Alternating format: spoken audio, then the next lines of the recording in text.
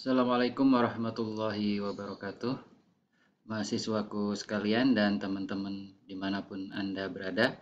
Selamat sore, jumpa kembali dengan saya Uwais Anis Hairuman.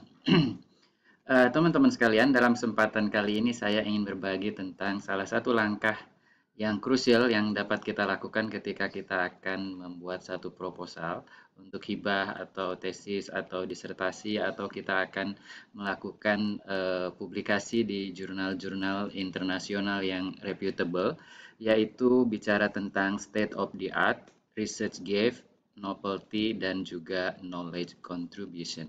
Nah, empat hal ini teman-teman sekalian, ini menjadi satu isu yang sangat penting yang menjadi standar atau patokan yang dilihat oleh reviewer untuk melihat kualitas daripada penelitian kita. Nah, hal ini juga berlaku ketika kita membuat tesis atau disertasi.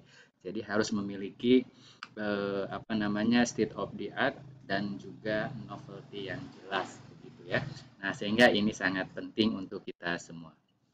Nah, teman-teman sekalian, apa sih yang dimaksud dengan state of the art? Sebenarnya state of the art itu dalam bahasa sederhananya ya sangat mudah. State of the art itu adalah tren atau isu yang terkait dengan topik yang sedang kita teliti. Nah, oleh karena itu, ketika kita mencari state of the art, berarti kita harus melakukan satu aktivitas yang disebut dengan literatur review. Nah, literatur review inilah, dengan literatur review inilah kita akan menemukan jadi the most current research in a given area or concerning a given topic yang terkait dengan kita itu apa.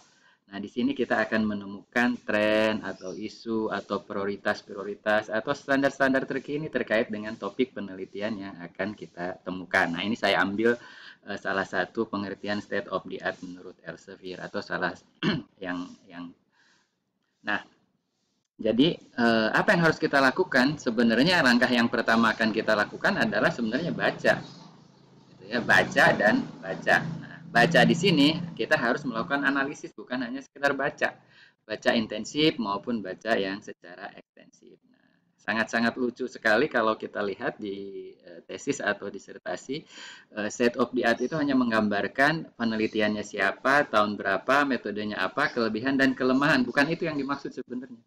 Memang salah satu cara untuk memuat research trends atau state of the art dibuat dalam tabel seperti itu untuk memudahkan kita sebenarnya bagaimana melihat ini mengelompokkan sebenarnya isu-isunya terkait dengan apa dan lain sebagainya dan kita bisa klasifikasikan. Tapi bukan hanya sekedar mencantumkan tabel tersebut. Ini umum yang terjadi gitu. Nah, mudah-mudahan dengan cara begini kita akan melakukan hal yang lebih baik lah, bukan hanya sekedar tabel penelitiannya apa, judulnya apa, tahun berapa, metodenya apa, kelebihan dan kelemahannya apa. Itu bukan seperti itu lagi. Oke, jadi langkah yang pertama adalah harus kita melakukan baca melalui literatur-literatur. Nah, dalam hal ini tentu saja disarankan adalah artikel-artikel dari jurnal-jurnal yang reputable atau yang bereputasi. Nah, kenapa itu sangat penting? Nah, ini penting banget untuk kita ketahui bahwa dengan melakukan literatur review, nah kita akan menemukan konsep-konsep utama atau ide-ide utama atau hasil dari apa yang telah kita baca tersebut yang sesuai dengan topik kita. Nah, ketika kita menemukan state of the art, ini adalah pintu awal buat kita untuk menemukan research gaps. Jadi kesenjangan-kesenjangan penelitian yang terjadi dalam state of the art itu apa aja sih gitu, atau kesenjangan-kesenjangan penelitian yang sekarang terjadi gitu ya, yang lagi happening, yang lagi ngetrend gitu ya, terkait dengan topik yang kita teliti itu apa. Nah, dengan menemukan kesenjangan ini akan membawa kita untuk menentukan kita ambil novelty-nya pada pada hal apa nih? Pertanyaan penelitian kita apa? Nah, dengan demikian gitu ya, kita akan memiliki posisi nih. Posisi kita dalam kontribusi terhadap disiplin ilmu kita akan masuk di mana. Nah, gitu ya. Nah, kalau sudah seperti ini kita dapat petakan kembali ke kawasan-kawasan daripada disiplin ilmu kita. Kita posisinya nanti akan memberikan kontribusi pada bagian mana. Besar kecilnya kontribusi ini sangat relatif, tapi hasil penelitian ini akan sangat penting dan mungkin nanti ke depan akan diteliti oleh orang lain. Oke, itu tentang state of the art. Nah, seperti apa clear-nya, begitu jelasnya state of the art? Nah, saya tidak ingin berbicara tentang teori ya di awal-awal, maka saya ingin coba tunjukkan sesuai dengan kasus yang pernah saya lakukan gitu, ketika membuat satu disertasi. Nah, ini juga dibimbing oleh kawan-kawan sejawat saya yang menjadi reviewer di beberapa jurnal internasional, termasuk Pak Rektor waktu itu, Pak Intan Ahmad. Nah, apa yang saya lakukan sesuai dengan arahan mereka? Nah, seperti ini. Topik saya itu adalah blended learning. Jadi topik yang menarik buat saya untuk saya teliti waktu itu adalah blended learning. Karena selama ini saya berkecimpung dalam dunia tersebut. Jadi secara pengalaman saya sudah memiliki familiar dengan hal tersebut dan lain sebagainya begitu. Nah, lebih khusus berkait dengan instructional system design. Disinilah minat saya. Ya. Nah, oleh karena itu, karena saya ini seperti ini, maka saya mulai mencari artikel-artikel yang terkait dengan hal ini. Nah, kita cari artikel dari berbagai sumber begitu ya. Yang jurnalnya itu saya ambil dari AICT gitu, yang Scopus begitu, kemudian dari SciPub gitu ya, Science Direct dan lain sebagainya yang terkait dengan keyword ini. Tapi keywordnya jangan blended learning saja, tapi yang blended learning yang relevan dengan blended learning dengan keyword-keyword yang lain.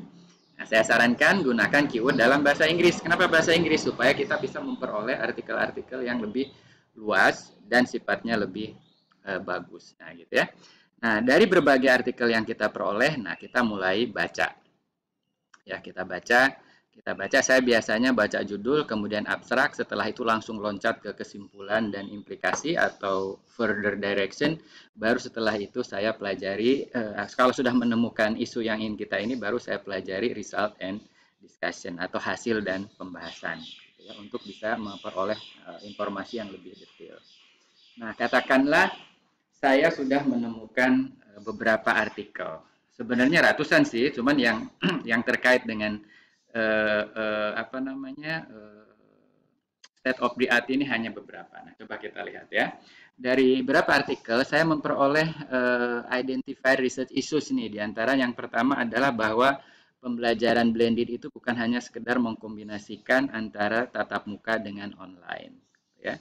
Kemudian fokus daripada desain blended learning adalah terkait dengan what, when, and how to blend.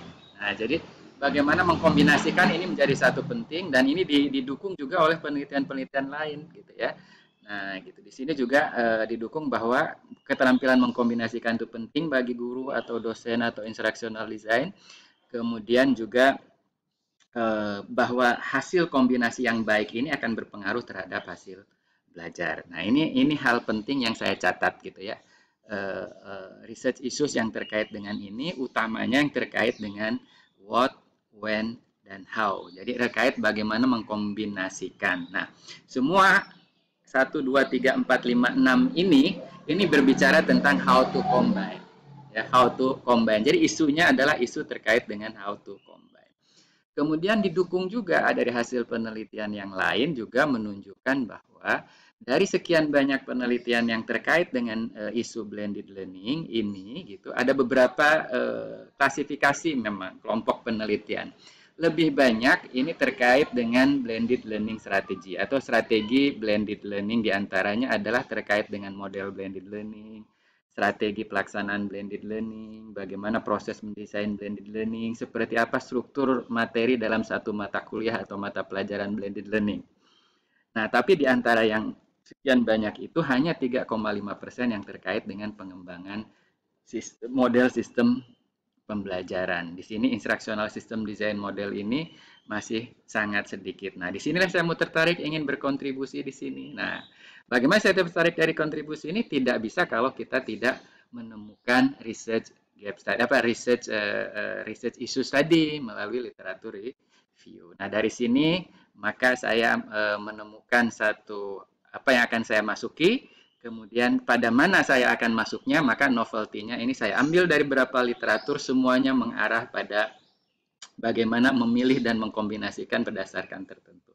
Nah, akhirnya saya berdasarkan literatur ini saya menemukan ada dua hal di sini, synchronous dan asynchronous learning.